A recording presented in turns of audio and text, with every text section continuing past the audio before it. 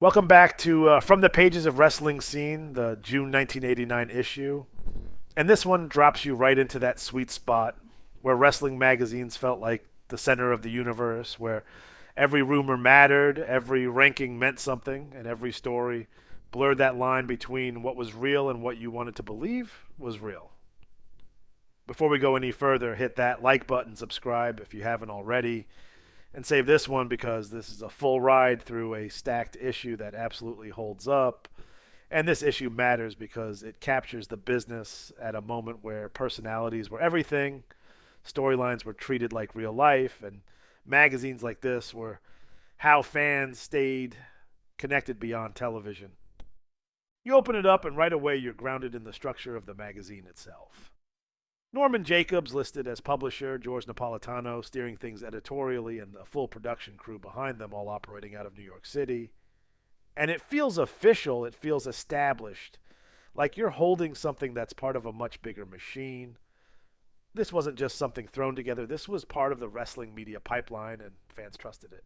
Subscription details, mailing addresses, all laid out clean, reminding you that if you wanted more of this, you had to stay plugged in, and then you turn the page, and now you're in it. Fan Speak Out hits first, and this is where the real connection lives. Letters from readers that feel raw, honest, and completely invested. One fan going all in on the Rock and Roll Express, talking about how no one could ever replace them, how their matches, their style, their presence just hits different. And you can feel it because tag team wrestling in that era meant something deeper. It wasn't just matches, it was identity. Then another letter. Shifting tone, focusing on Brutus, the Barber Beefcake, not just as a wrestler, but as a personality, asking for more coverage, more photos, more spotlight. And then that frustration kicks in again. Another fan calling out the absence of the Rockers, saying, flat out, they've been missing for too long. And the editor responds directly, telling you they're coming later in the issue. And right there, that's the hook, that's the promise that keeps you reading. From there, you move into the wrestling scene inside scoop, and this is where things start to feel like you're getting access, news, updates, whispers about what's happening across the wrestling world. Territory movement, shifting alliances, behind the scenes chatter. It's written in a way that makes you feel like you're not just a fan anymore. You're part of something bigger, like you're in the know. And then right behind that, the official ratings, though. And this is where arguments started. Who's ranked where, who deserves better, who's falling off. Single stars, tag teams, all laid out in a hierarchy that fans would debate nonstop. This wasn't just information, this was fuel. Then we hit the opening bout feature, and Eddie Gilbert takes center stage. Gilbert goes for it, and he's framed as a good guy, a fan favorite, someone pushing forward, chasing something bigger. And the tone here is important. It's not just telling you who he is, it's telling you why he matters right now.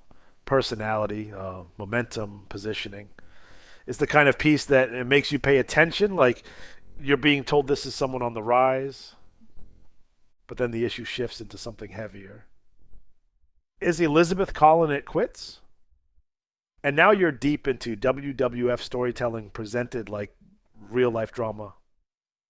Elizabeth caught between Hulk Hogan and Randy Savage, and the article leans into that tension hard. Managers weighing in, Bobby Heenan taking shots, Jimmy Hart adding his own spin, everyone with something to say. And the way it's written, it's not framed like a storyline, it's framed like a situation, like something unfolding in real time. You're not reading about characters, you're reading about people. And that's what made these magazines hit different.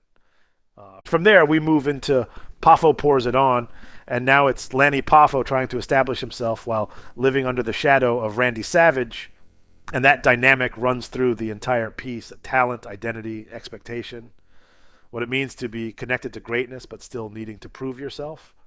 It's reflective, but there's pressure underneath it, because in wrestling, being related doesn't guarantee anything. Then the intensity picks back up with the JYD out to nail Flair. And this is straight promo energy on paper. Junkyard Dog stepping up, calling out Ric Flair, positioning himself as a challenger. And it's loud, it's aggressive, it's confident. Exactly what you'd expect. It reads like a challenge being issued directly, like something that's about to happen, rather than something being talked about. And then we shift into tag team territory with Guerrero's Get It On. And now it's about family dominance. Like the Guerrero brothers presented as a unit, a force, something bigger than individuals. And there's pride in that. There's identity in that.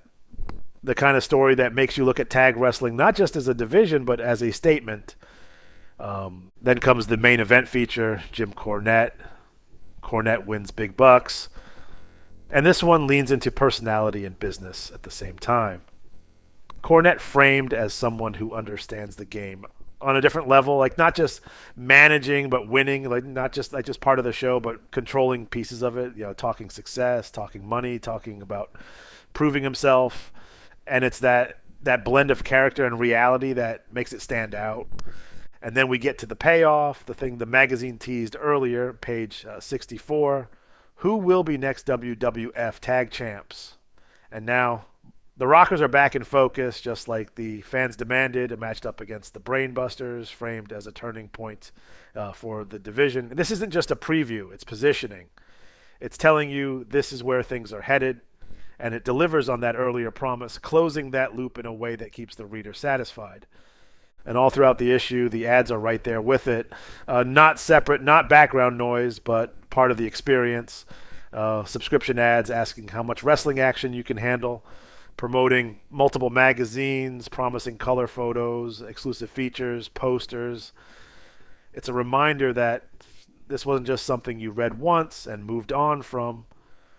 This was something you collected, something you stayed connected to, something that kept pulling you back in. By the time you reach the end, what you're left with is a complete snapshot of wrestling in 1989. And personalities driving everything, storylines treated like reality, rankings fueling debate, and fans fully invested in all of it. And that's why this issue works, and because it doesn't just report on wrestling. It makes you feel like you're part of it. If this brought you back, if this felt like flipping through those pages again, make sure you're subscribed. Drop a comment with what you remember from this era, and let me know what issue you want next. And don't forget to save this one, because this is the kind of episode you come back to. See you next time. Farewell from the Empire State.